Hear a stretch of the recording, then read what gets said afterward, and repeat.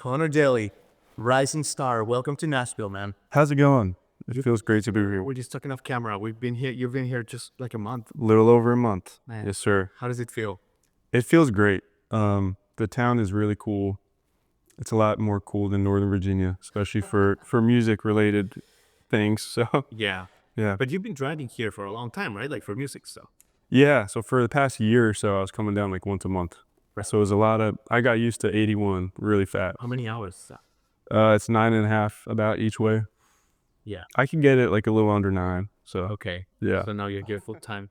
Yeah. So you used to come, like do a co-write, maybe do some working. Yeah, so I had a few trips coming down for like videos or music production, like getting the music recorded for the album, or I did like one co-write trip. So yeah, a little bit of everything. I love it, man. Yeah. Well, Color State, a great new album. Congratulations. Appreciate that. It's really great. And Thank you, man. Filler, it's fantastic. It's a good listen. Thank you. And the reception has been phenomenal. Yeah, the reception has been real great. The reviews have been surprisingly good. So Surprising. it's very motivating. Yeah, well, how does that feel, man? I mean, were you nervous when you put it out into the world?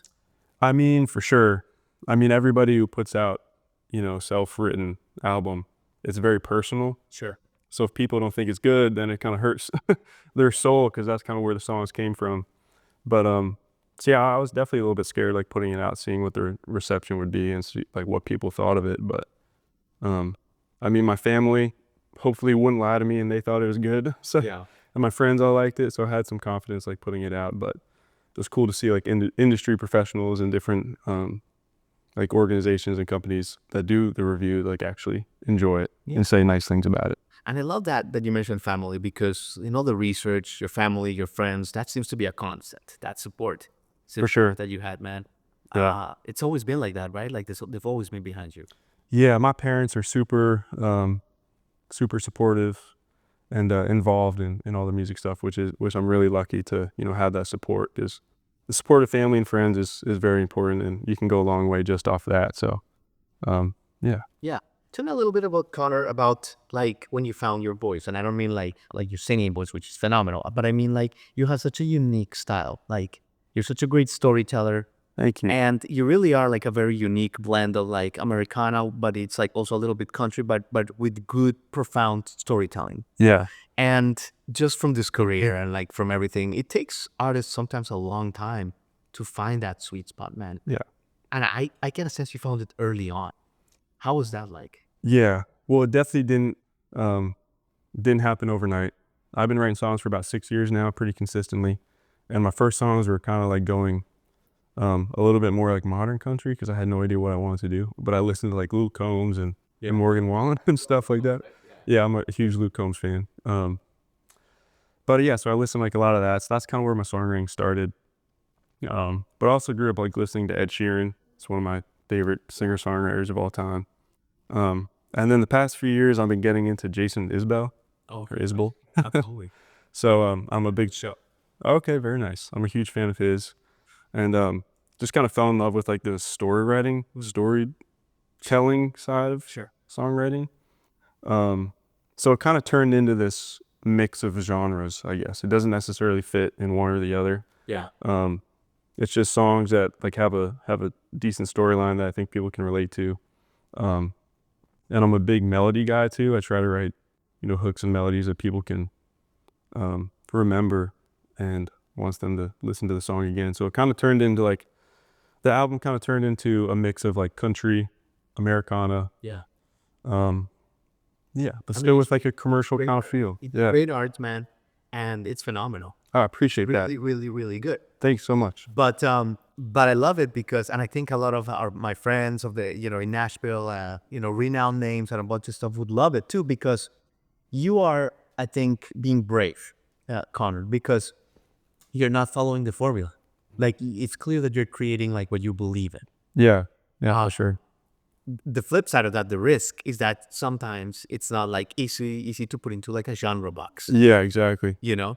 But I commend you, because that is like you're creating arts that matters and that you can like sleep yourself with, right? Yeah, for sure. I mean, I did like 4 co-writes. Yeah. So I was trying to be a little bit more broad audience, like commercial for like writing, Right. with other people.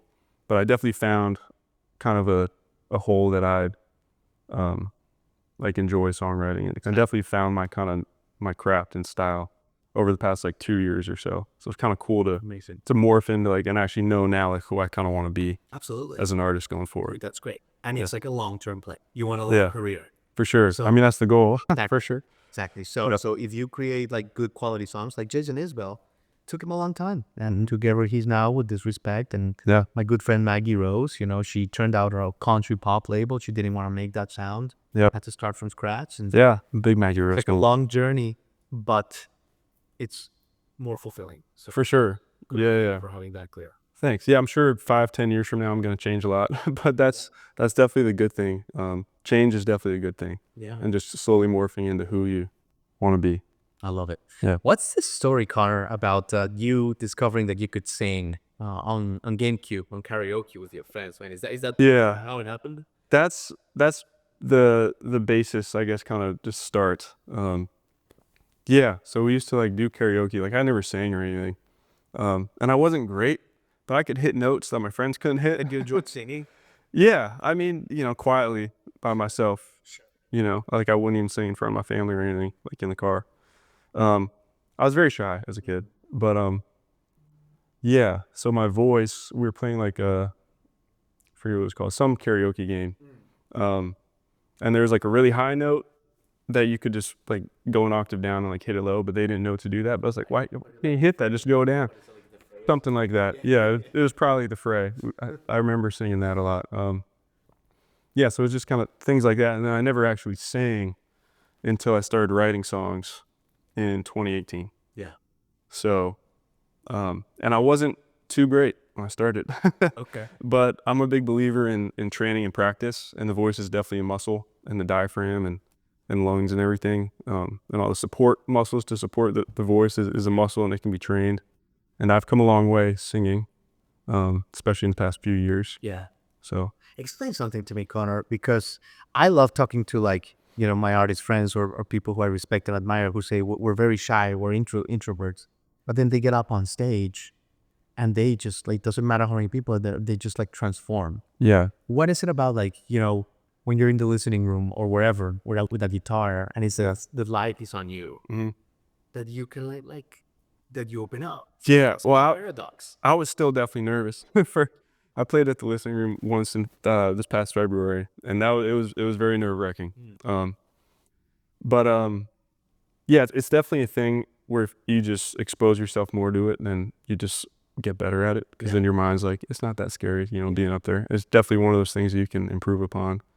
And it's definitely different than just like talking to people. Like it's an art form in itself, like live performing. It's definitely a craft. I'm not, hopefully in a few years, once I get out on the road and start playing the album a little bit, I'm going to get a lot better at it.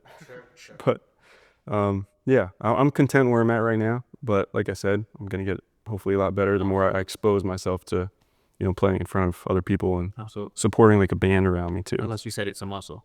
Exactly. Yeah. So your family was not musical growing up, were they? My dad's side of the family was a little bit more musical. Okay. He played the trombone in high school. He was in jazz band. He always tells the story about how they got second at states. So they didn't get first place, and he's always been upset about that. But he played in the jazz band. Okay. And then my grandma on my dad's side plays piano and a few other instruments and stuff like that. So I guess some of my family is good at music or has some music natural abilities. But they just kind of started me and my sister playing piano lessons when we were about 5 or 6. I did that for a few years. But cool, man. Yeah, so they gave me a good start. Okay, so there was some of that in your family. Yeah. But you didn't really think that you were gonna pursue it full time, right? Because you even got a job with like a government job. Yeah. Right? Yeah. So like when did this like breakthrough happen? When you're like, listen, like this is the more secure route, quote unquote. For sure. But this is like way out. This is like a fire in my soul. When did this happen? Yeah. So throughout high school and everything, like I was big into athletics, and like I played classical guitar in high school. So I was into music, but I didn't write any music at that point. It's covers. Yeah, pretty much. Like I didn't even like strum. I was just doing music classes, classical guitar, so it was a lot of finger picking. and just reading notes on a sheet of music and just like having different parts in the guitar class and creating the song. Yeah. So that's pretty much all I did. But yeah, in 2019 I wrote my first song, and yeah, it just kind of, so from there in 2019, like obviously I didn't know that I wanted to be a country, or not a country music artist, but just like an artist in general. Right. Writing my first song. And but since then I've written like 200 songs Which is crazy. or so. That 200 songs in 5 years, that's bananas. It was definitely a lot of trial and error. Like they're not all my best songs, obviously, A lot of shitty songs in there. for sure. But it's definitely a good thing that my most recent ones are my most favorite, and I think like the best songs. So like I didn't know like I wanted to be a country artist when I started writing, but like 2 or 3 years in, I just enjoyed it so much. Like I was doing it all the time.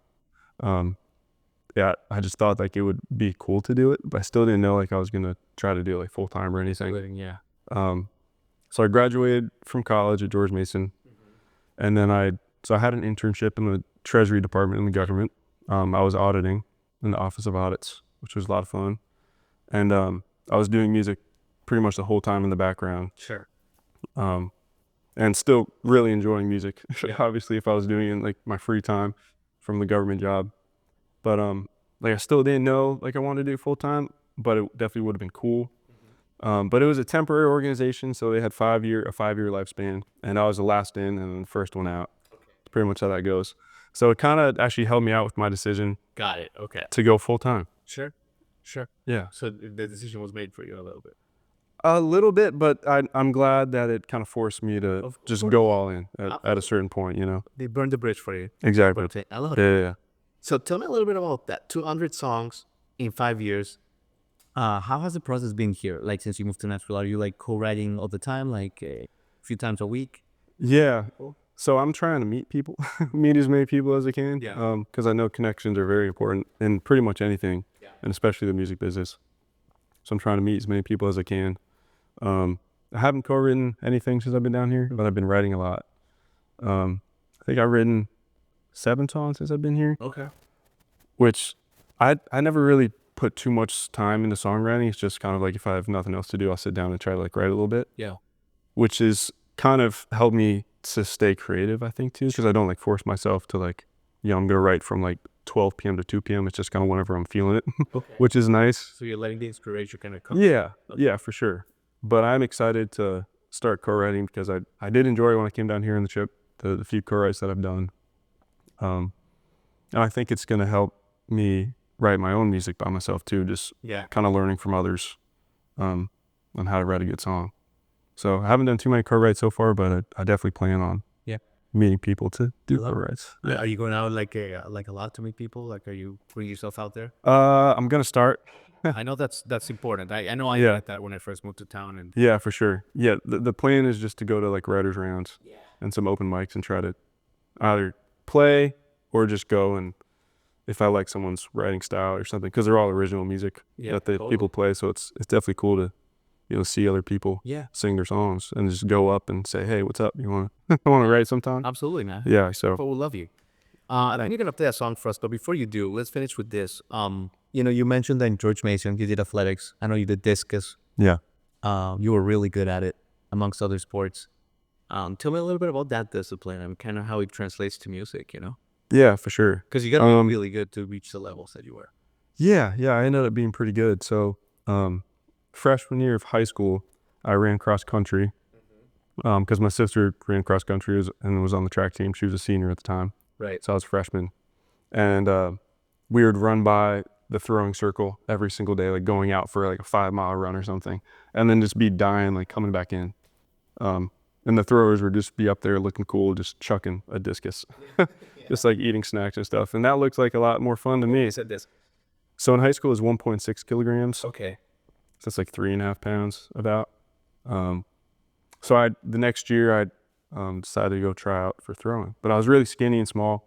And even the track and field coach laughed at me when I said I wanted to do throwing the next year, which kind of was a little bit motivational. So I spent a lot of time in the gym and the kitchen eating a lot of food. So I appreciate my mom for cooking all the time.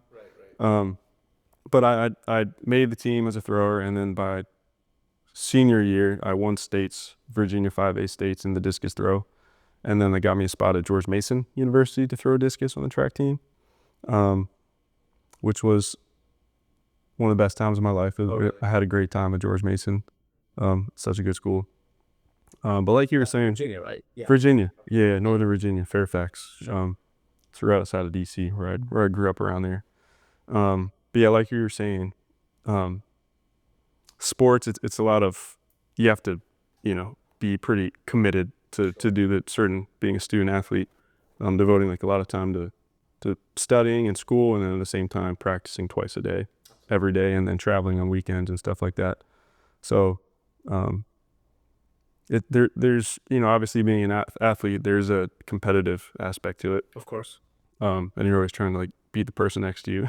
So I think stuff like that kind of relates a little bit to the music business, and there's definitely like a natural kind of drive there, I guess, from being an athlete to, committing to one thing and trying to be the best you can be at it. So Right on. Yeah. Right on, Connor. Well, man, it's so good to have you in Nashville. I mean, your music is really, really, really good, dude. appreciate that. Thank you so much. I mean, it's got some depth that is it's hard to see in a debut album. Obviously, your voice is great, but it gives you the feels, Yeah. and that's kind of like what I'm looking for, what people are looking for. Yeah. That's awesome. Well, thanks so much. You're a great guy, so man, I think the sky's the limit for you, brother. No, I appreciate that. Well, thanks for having me on. It was a lot of fun. Song would be honored, man. Yeah, sounds great. I'm Connor Daly, and this is Ain't Got a Cape.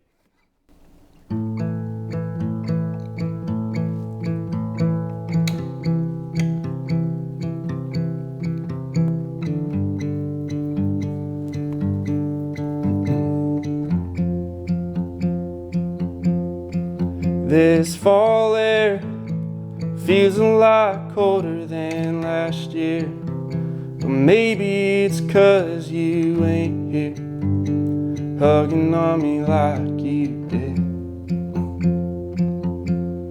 And those brown leaves trying to stay on those tall trees, it's kinda like you hanging on me. But then a big gust came and off you went. And you were falling down and needed someone to come and take your pain away. Before you hit that ground, you looked to me, hoping I'd come through and save the day. But you knew, darling, you knew, I ain't got a cape. Those trails used to take us out to those old rails. Hear a train coming, then we both bail, jumping off the side in the leaves. Well, I still go there, and I still wait for the trains to hit that cold air. And I swear I keep seeing you there, through the cars on the other side. And like those leaves blowing by, you were falling down and needed someone to come and take your pain away. Before you hit that ground, you looked to me, hoping I'd come through and save the day. But you knew, darling, you knew, I ain't got a cape.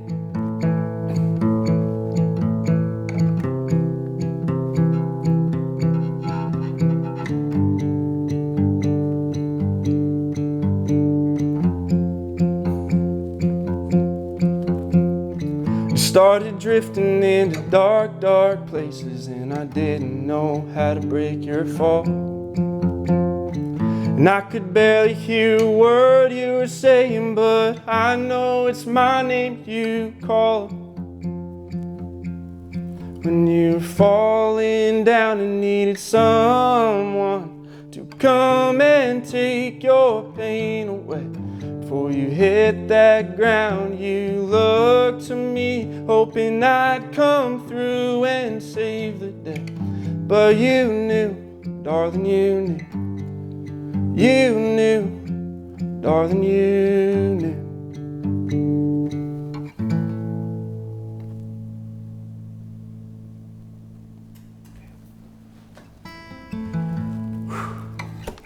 Amazing, dude. Thanks, sir. Appreciate that. Thank you so much. Thanks so much, man. Hi, everybody. Thanks for watching. Subscribe here for the latest from the show. Also, be sure to check out more of the best clips from J-Rod Concert Media.